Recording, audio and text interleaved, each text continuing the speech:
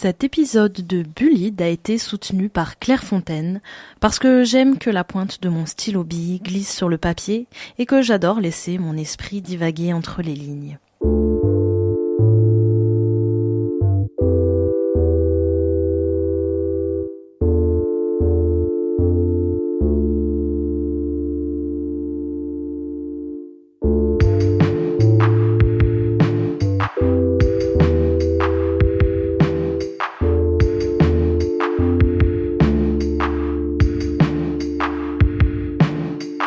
L'hypersensibilité, cette capacité à sentir les choses de manière plus accrue que la moyenne, est un pouvoir, celui de l'empathie. Celui de ressentir réellement les choses sans être anesthésié par ce quotidien. Et pourtant, l'hypersensibilité est un super pouvoir que peu de gens valorisent. Chloé en a fait les frais dans sa jeunesse. Parce qu'en société, il faut s'endurcir, ne pas montrer ses émotions ni ses sentiments. Elle nous dévoile tout. Bullied, le podcast sur le harcèlement scolaire qui redéfinit les marges.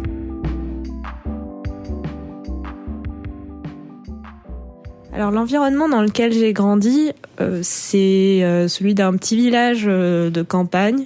C'est un village dans lequel je suis née, où il y avait environ 1500 à 2000 habitants, quelque chose comme ça. Donc un petit village avec une école petite aussi, avec maximum 100 élèves. C'était avec mes parents une enfance heureuse, avec ma famille. J'avais des amis aussi sur lesquels je pouvais compter. Après, là où ça pêche, c'est du côté de l'école justement et du harcèlement que j'ai subi quand j'étais en primaire principalement. En fait, j'ai pas vraiment de souvenir de comment ça s'est installé. Parce que je pense que ça a commencé en maternelle, à un moment ou à un autre. Mais quand t'es en maternelle, t'as pas forcément de souvenir de tout. Et donc, je sais pas, ça a dû se mettre en place en fait au fur et à mesure. Et du coup, pour ma réaction en maternelle, je comprenais pas vraiment, je m'en fichais un peu, je pense. On m'emmerdait uniquement sur le fait que j'étais hypersensible. Donc je pleurais très facilement. Et ça, c'est le genre de truc que les enfants ne supportent pas chez les autres. Et donc c'était uniquement sur ça qu'on m'a attaqué. On m'a jamais attaqué sur rien d'autre, que ce soit sur le physique. Pourtant je suis rousse, alors il y aurait eu des possibilités pour que ce soit aussi sur le physique, mais non, jamais. Uniquement sur l'hypersensibilité en fait. Et c'est à partir de la primaire où ça a vraiment commencé à devenir emmerdant, où je me suis rendu compte en fait que c'était pas normal. Le problème, c'est que je savais pas forcément comment réagir. J'en ai parlé plusieurs fois à mes parents, plusieurs fois aux adultes autour de moi, mais eux non plus savaient pas comment réagir et en fait ils ont jamais pris au sérieux le problème. Je me souviens que ma mère par exemple qui par ailleurs m'aimait beaucoup, mais elle comprenait pas forcément que c'était grave ce qui se passait. Et souvent, elle me disait, si il se moque de toi, t'as qu'à pas les écouter, ou t'as qu'à leur dire, je sais pas, des phrases à la con, du genre, je sais même plus, tu vois. Ouais, ça te dérange, ta tête d'orange, tu te l'épluches, tu te la manges, ou des conneries comme ça. C'est le genre de trucs qui servent à rien, en fait. Et puis, par rapport aux instituteurs qui étaient aussi au courant, parce que ça se passait sous leur nez, j'ai absolument aucun souvenir qui soit intervenu à un moment ou à un autre, en fait. À part quand ça se passait en classe en disant aux autres de se taire, quoi. Mais je pense que déjà, j'aurais aimé qu'ils me disent qu'ils comprennent, qu'ils prennent au sérieux en fait ce qui se passe, et j'aurais aimé qu'ils me demandent si j'avais envie de changer d'école, vraiment qu'ils prennent conscience de ce qui se passait alors que ils en ont jamais pris conscience et qu'ils me montrent qu'ils me prenaient au sérieux et qu'ils comprenaient en fait que c'était pas juste justement des jeux d'enfants.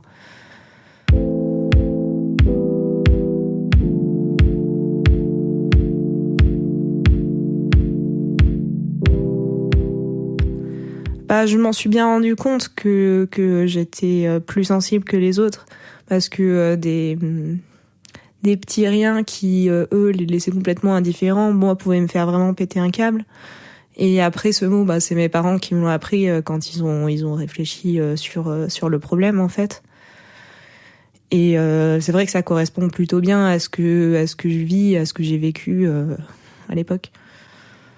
Est-ce que ça a été un soulagement de mettre des mots sur un état émotionnel ou... Ça n'a pas été vraiment un soulagement à cette période-là, parce que, en fait, je pense que quand t'es gamin, tu t'en fous un peu. Après, maintenant, quand j'analyse avec le recul, ça me fait du bien de pouvoir réfléchir aux raisons qui l'ont fait et du coup d'avoir des mots à poser dessus, en fait.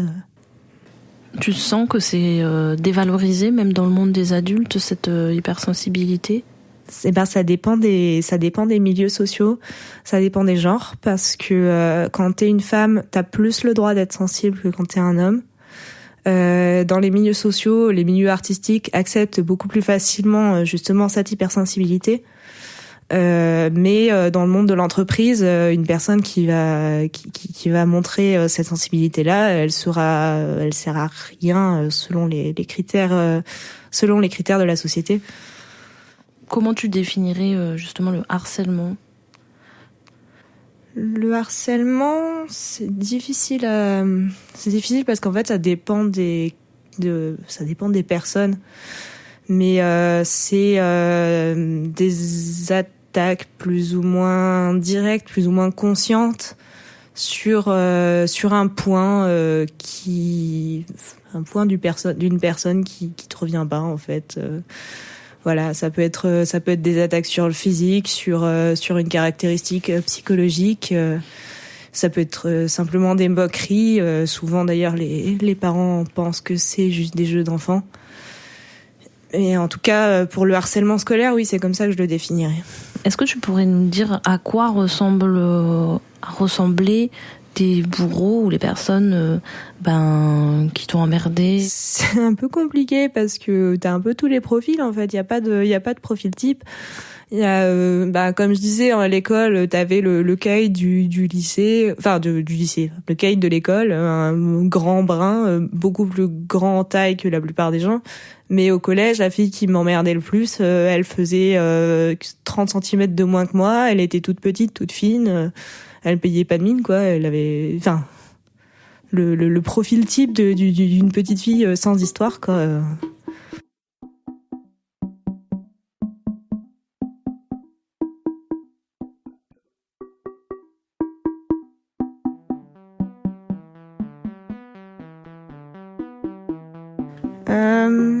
En fait, j'ai jamais vraiment eu peur d'eux. J'avais peur de leur réaction face à mon caractère en fait. J'avais peur qu'ils se moquent de moi, mais j'ai jamais eu peur d'eux. Parce qu'il y avait des moments où quand j'allais bien en fait, ils se moquaient pas de moi. Donc c'était une relation un peu spéciale avec eux. Il y avait des fois où on pouvait jouer ensemble dans la cour de récré sans problème. Et des fois où, en plein milieu du jeu, d'un seul coup, je me prenais une fois, je me suis pris par exemple un ballon en pleine tête, j'ai fait un spasme du sanglot et du coup, ça repartait quoi.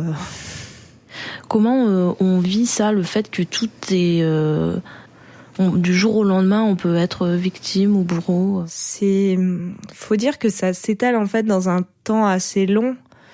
C'est vrai que quand t'es à l'école et que tu joues avec tes harceleurs et que dans les 10 minutes tu t'en reprends plein la gueule, ça peut faire bizarre en fait en y réfléchissant. Et mais c'est aussi le fait que quand t'es enfant, t'as besoin d'être intégré dans un groupe social en fait. Et du coup, même si tu sais que ces gens-là, ils sont mauvais pour toi, tu vas quand même essayer de te rapprocher d'eux, d'essayer de leur faire comprendre en fait que t'es pas différent d'eux, que tu mérites aussi de faire partie du groupe. Et je pense que c'est ça en fait la clé de pourquoi est-ce que je jouais avec mes harceleurs. C'est vrai que ça peut paraître bizarre à entendre en fait.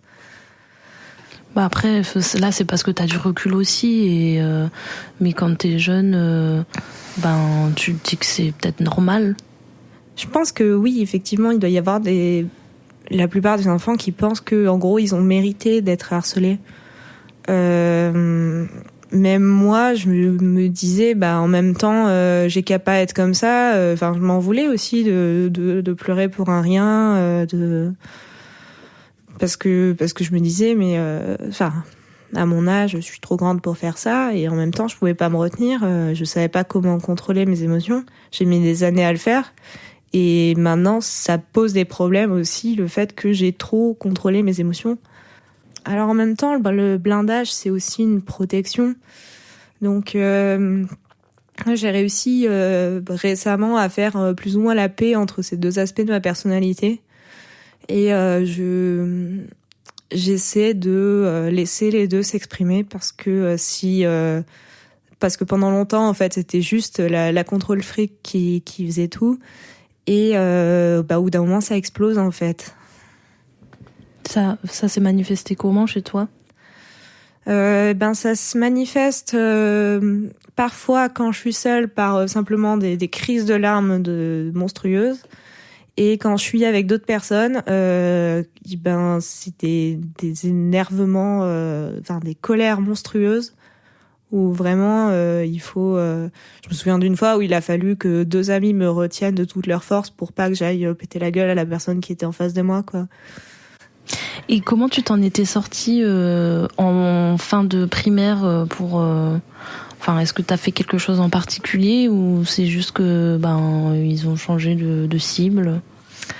Oui, alors ça avait commencé en fait à se calmer parce que j'ai commencé à apprendre à contrôler mes émotions. Et en fait, il s'est passé une action qui a vraiment mis fin à tout. C'est un truc assez bête en fait, mais une fois à la sortie pour aller en récré en fait, je me suis coincé les doigts dans la porte, et il y avait un de mes harceleurs qui était devant moi, qui m'a vu faire et qui a commencé à mimer le fait que j'allais pleurer. Ça m'a mise en rage, mais vraiment j'ai jamais été aussi en colère de ma vie, et je lui ai mis une énorme baffe. Et sur ça, il a eu peur, il a commencé à vouloir me frapper, et son grand frère, qui était un petit peu le caïd de l'école, est venu à mon secours. Et à partir de ce moment-là, je pense que j'ai plus ou moins gagné leur respect en fait, et ils ont arrêté de m'emmerder. C'est vrai que la colère en fait au départ, je l'exprimais surtout contre moi-même, je pense, en me demandant pourquoi est-ce que j'étais comme ça, en me disant que c'était aussi de ma faute, que je pourrais grandir un peu, etc. Et au bout d'un moment, en fait, je sais pas pourquoi, je sais pas qu'est-ce qui m'a permis de retourner cette colère contre les autres plutôt que contre moi-même, mais ça a été hyper libérateur, en fait.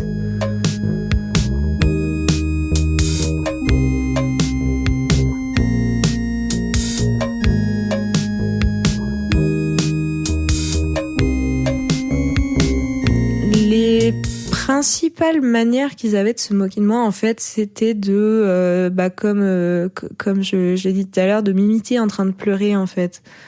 C'était un truc qui m'en est dingue. C'était vraiment ce qui marchait le mieux avec moi, en fait, pour me pousser dans mes retranchements.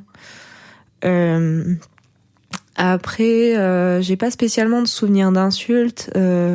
J'ai eu un peu j'ai eu de la chance parce que, de la chance, je sais pas, mais en tout cas, ils s'en sont jamais pris à moi physiquement. Ça a toujours été que sur le mental. Et c'est pas forcément une chance parce que quand c'est physique, ça se voit. Et quand c'est physique, les adultes sont obligés de se rendre compte qu'il y a un problème. Justement, dans les histoires de harcèlement, il y a souvent un manque de vigilance et d'attention des adultes envers les jeunes. S'il fallait leur donner un conseil par rapport aux profs ou aux parents d'élèves pour amorcer ce genre de situation, ce serait quoi ? Ouais, ce serait de prendre en compte le ressenti des personnes harcelées, parce que même s'ils ont l'impression que c'est pas grave, même s'ils ont l'impression que c'est juste des jeux d'enfants, que c'est que des mots, ça peut détruire une personne. Ça a modifié mon caractère en profondeur, mais dans un sens, j'ai eu de la chance parce que je m'en suis bien sortie. Y a des personnes qui s'en sortent pas aussi bien que moi. Et en fait, ce qui est important, c'est le ressenti de la personne harcelée. Même si c'est censé pas être grave, oui, peut-être, mais il faut quand même lui demander comment il se sent par rapport à ça. Ce que je disais tout à l'heure, s'il a besoin de changer d'école, s'il a besoin de voir un psychologue, ça peut être très important en fait. Et de pas laisser en fait, quand ils voient les harceleurs faire leur bazar, de pas les laisser impunis en fait, qu'ils comprennent que c'est pas normal ce qu'ils font. Je pense que c'est un peu difficile forcément pour les institutions scolaires ou pour les instituteurs en fait, de faire la distinction entre juste une petite moquerie en passant et du harcèlement. Mais le harcèlement en fait, c'est quelque chose qui se répète. Et à partir du moment où ils voient que les élèves ils commencent à se moquer tout le temps de la même personne ou de deux ou trois personnes différentes, où ils voient que ces personnes-là se retrouvent plus ou moins isolées, plus ou moins souvent, plus ou moins longtemps, je pense que c'est à partir de ce moment-là qu'il faut s'inquiéter. Et pour les parents, c'est plus difficile pour eux de le voir parce que souvent ça se passe donc à l'école. Donc ils sont pas présents à ce moment-là, mais il y a des indices quand même. Les enfants qui aiment pas raconter leur journée, qui en parlent mais qui justement se plaignent que les autres se moquent d'eux. Les enfants aussi qui font semblant d'être malades pour pas aller à l'école, parce que moi je l'ai fait. Je me suis même tellement convaincue des fois que j'étais malade que je suis vraiment tombée malade. Et tout ça, c'est des indices qu'il faut prendre en compte, et c'est à partir de ce moment-là, faire même avant, en fait, qu'il faut agir. Dès que ça commence, il faut faire quelque chose.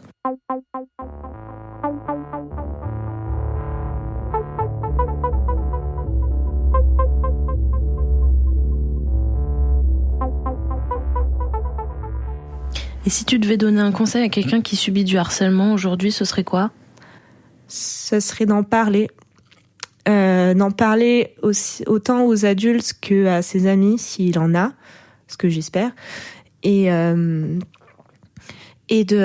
vraiment dire ce dont il a besoin, parce que c'est ça qui est important. Les cas sont tous différents. Une personne harcelée peut avoir besoin de changer d'école, une autre peut juste avoir besoin de parler avec quelqu'un. Dans tous les cas, il faut qu'il l'exprime, parce que comme je l'ai dit plusieurs fois, les adultes se rendent pas forcément compte. Et c'est aussi tant que les adultes sont pas formés à le faire correctement, il faut que les victimes puissent exprimer ce qui peut les aider. Si par exemple la personne là qui nous écoute, qui subit du harcèlement, est très isolée, comment faire ? Alors, je suppose qu'il doit y avoir un numéro vert, vu qu'il y en a pour à peu près tout. Mais il y a aussi, j'imagine que cette personne éventuellement a de la famille ou même un instituteur à qui parler, même si c'est pas son instituteur. Ça peut être la directrice de l'école, ça peut être son prof de CP qu'il aimait bien. De toute façon, il faut en parler. Après, si vraiment il trouve personne pour parler, il y a aussi des sites internet ou des forums pour s'exprimer. C'est quelque chose qui est... moi, j'ai écrit sur des forums à un moment, quand j'étais au collège, justement. Et c'est vrai que t'as t'as la sécurité d'être anonyme en fait. C'est une sécurité, c'est pas rien non plus, surtout quand t'es victime et que tu t'en prends tout le temps en plein la gueule. Et t'as une communauté qui est énorme derrière. Et il y a toujours quelqu'un en fait qui avec qui tu vas pouvoir discuter, qui va pouvoir t'apporter des conseils. Et je pense que ce qui est important, c'est vraiment de pas rester isolé, mais de tout faire pour trouver au moins une personne qui t'écoute. C'est vraiment une des meilleures manières de s'en sortir en fait, parce que si t'as la chance d'être dans les mêmes cas que moi, peut-être qu'une baffe ça peut suffire, mais des fois pas. Et des fois ça peut mener à une escalade de violence qui est pas forcément nécessaire. Et donc la meilleure chose à faire, c'est vraiment de pouvoir en parler, d'avoir des conseils, d'avoir quelqu'un qui t'écoute, qui te dit quoi faire, qui essaie de te défendre, enfin. Et au collège, la préadolescence, comment ça s'est passé ? Eh ben, j'avais réussi alors à résoudre mes problèmes en primaire. J'ai passé une année de 6e relativement calme et j'ai recommencé à avoir un plus ou moins semi-harcèlement à la fin de la 5e en fait. Pas du tout sur les mêmes sujets et qui a duré beaucoup moins longtemps, heureusement. Mais c'est simplement une histoire en fait d'amitié qui s'est plus ou moins brisée parce que on était 3 copines à ce moment-là et il y en a une qui s'amusait à dire du mal de l'une dans le dos de l'autre et inversement. Et au final, les 2 autres se sont liguées contre moi.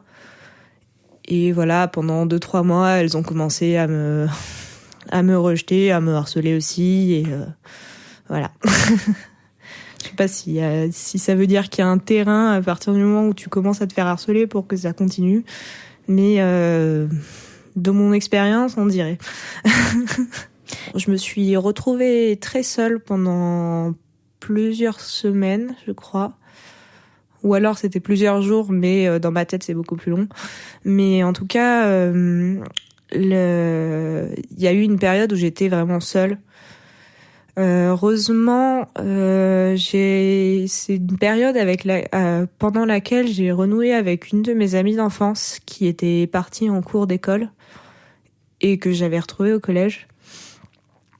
Et c'est grâce à ça en fait que je me suis sortie de cette phase de solitude en renouant des contacts avec elle, avec les amis qu'elle s'était faites.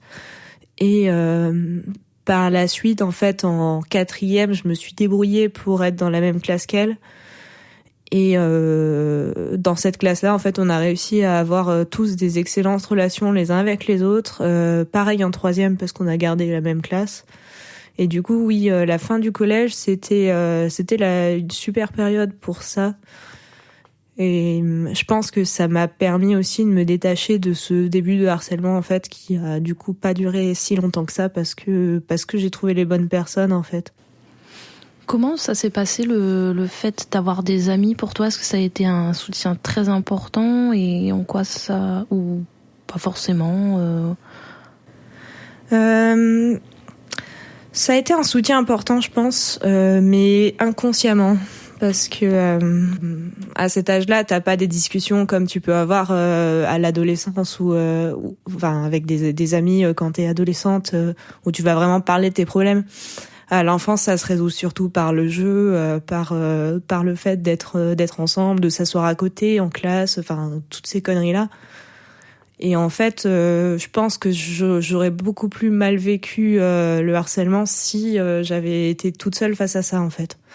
Oui, ça m'est arrivé quelques fois qu'ils me défendent quand je me faisais embêter.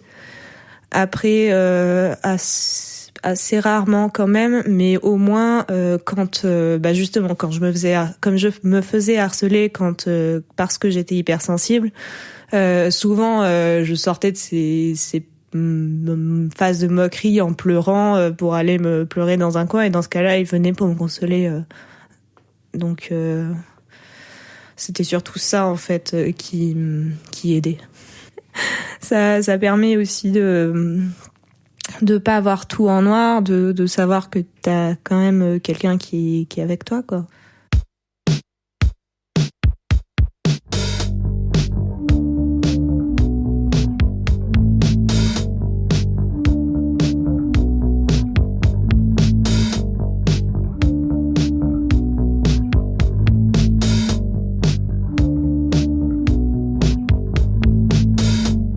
Il y a jamais de moment où toujours, de toute façon, la moindre moquerie, je trouve que c'est aller trop loin, en fait. Mais dans un sens, j'ai eu de la chance parce que j'étais pas la victime privilégiée des harceleurs. Je me souviens d'une autre fille qui était pas dans la même classe et qui en prenait vachement plus que moi. Et en fait, moi, j'étais un peu le second choix sur lequel ils se rabattaient quand elle était pas là.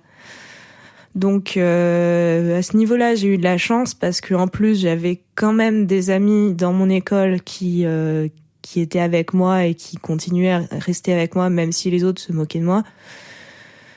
Donc à ce niveau-là, j'ai quand même eu de la chance parce que j'étais pas isolée. Mais cette fille à laquelle je pense, elle était vraiment isolée. Et même moi, tu vois, je me dis que je l'ai pas aidée en fait cette fille-là, alors que j'aurais pas pu non plus l'aider, mais dans un sens j'étais contente quand elle était là parce que je savais que c'était pas moi qu'ils allaient emmerder. Ouais, c'est vraiment en fait chacun pour soi quand t'es gamin, quoi. C'est ça. Puis pareil pour les gamins qui suivent le mouvement, en fait souvent c'est pour aussi se sentir intégrés dans un groupe. Et le fait qu'ils réagissent pas, même si par ailleurs ils t'aiment bien, c'est aussi parce qu'ils ont pas envie de faire partie de ceux qui sont rejetés, en fait.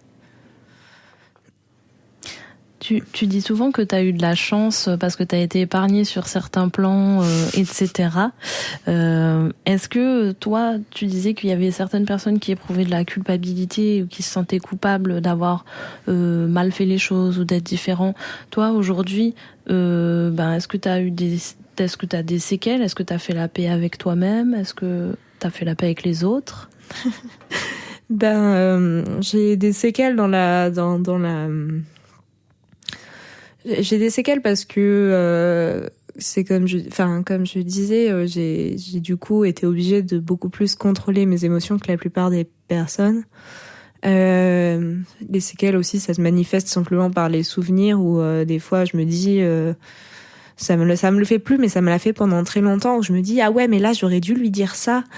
Et voilà, et c'est un truc qui m'a suivi pendant très longtemps.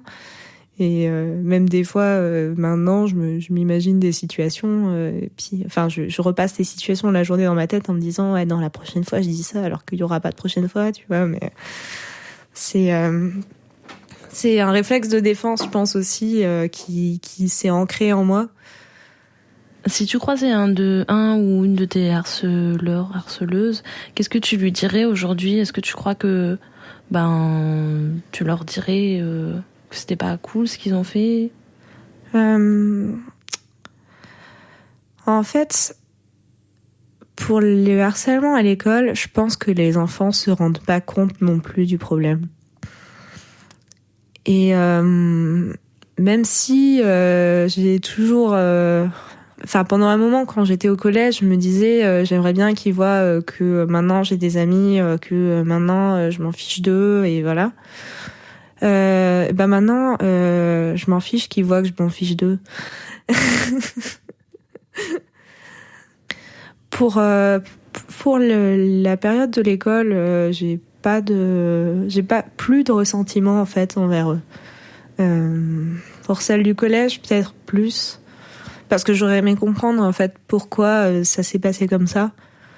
C'est quelque chose que j'ai pas compris. Et c'est vrai que j'aimerais juste si je voyais cette fille-là, j'aimerais bien lui demander pourquoi est-ce qu'elle a agi comme ça. Tu ne les as jamais recroisés ou même vus sur Facebook ou un truc comme ça?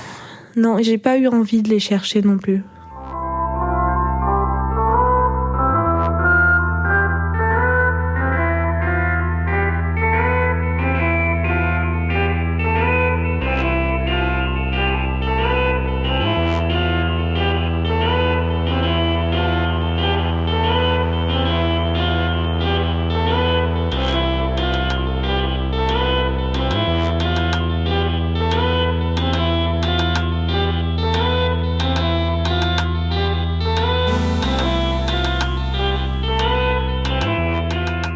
comment ça s'est passé au lycée ?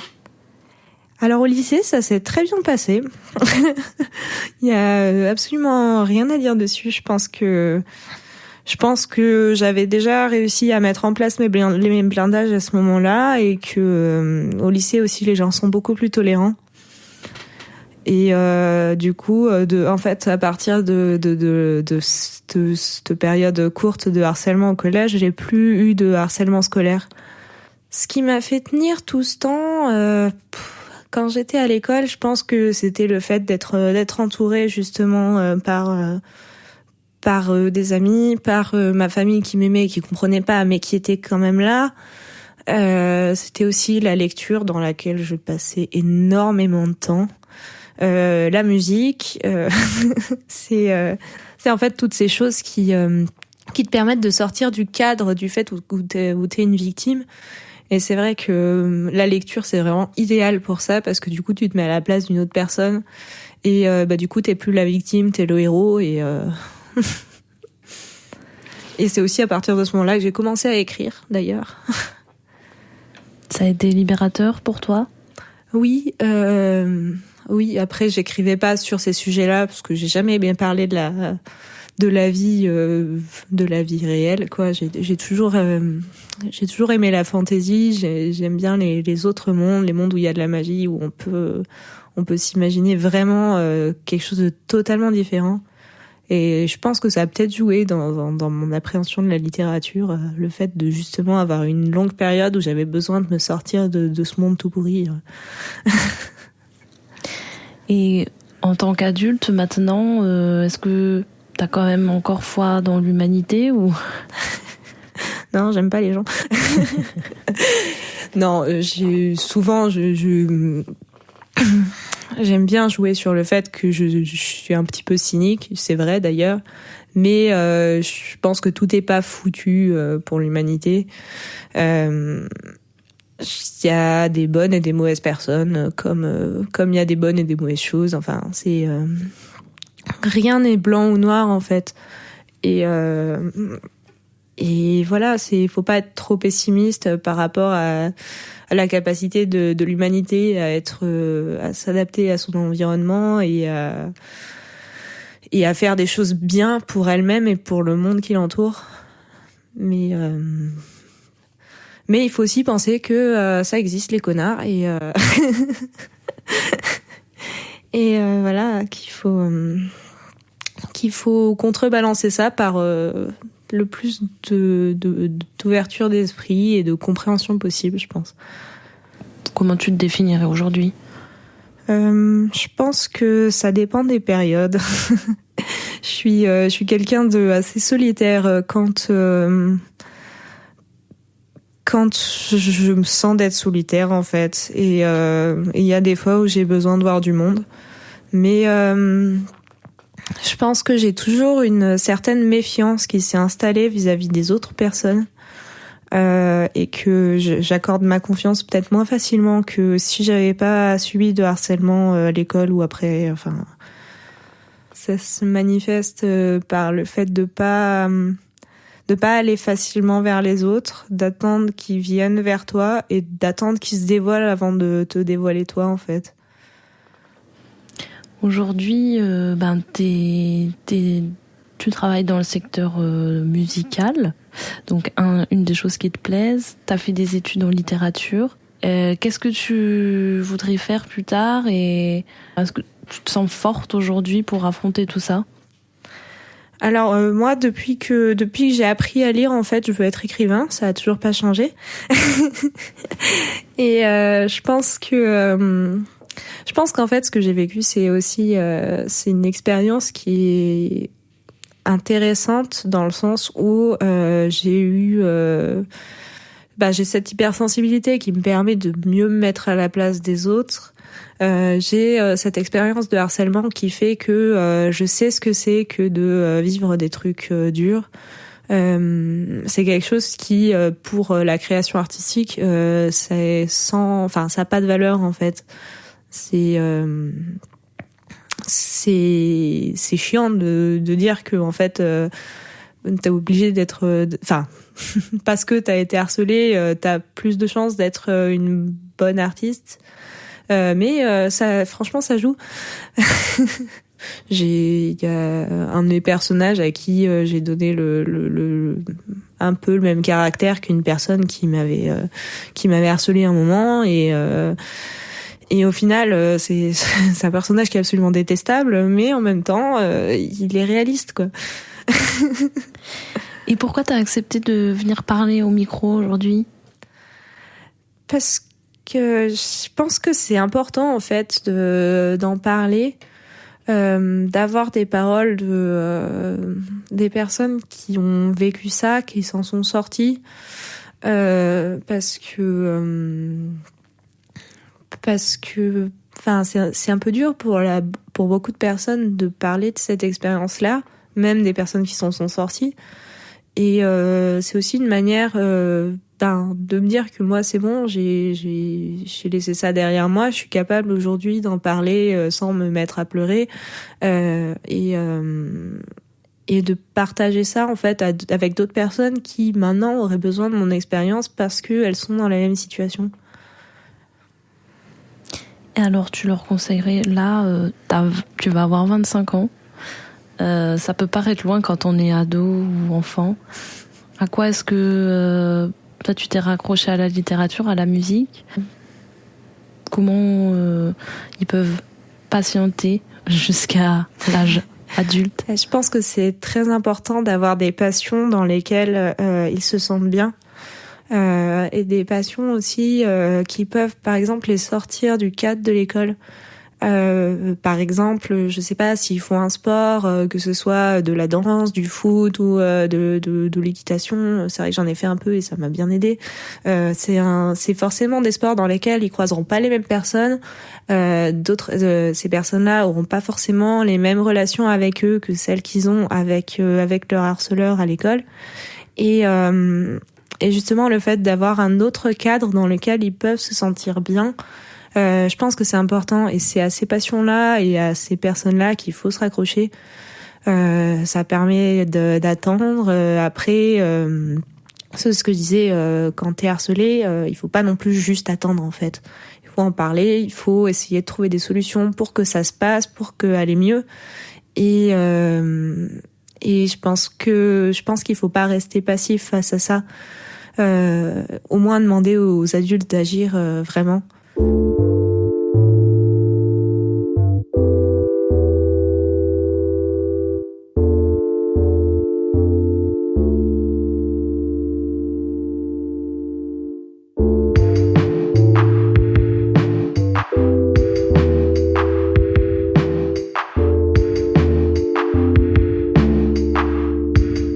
Merci d'avoir écouté Bullied, le podcast sur le harcèlement scolaire qui redéfinit les marges, produit par Dirson.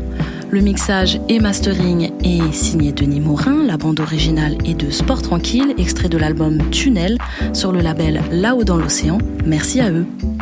Et pour nous écrire et réécouter les autres épisodes, rendez-vous sur le site dirson.fr, dire-son.fr ou sur Facebook. Vous pouvez nous laisser des commentaires, ça fait toujours plaisir. Vous pouvez aussi m'écrire sur Instagram sous le blaze queen_2xKang, Queen Kang. Et si ça vous a plu, n'hésitez pas à mettre plusieurs étoiles sur Apple Podcast pour nous faire connaître.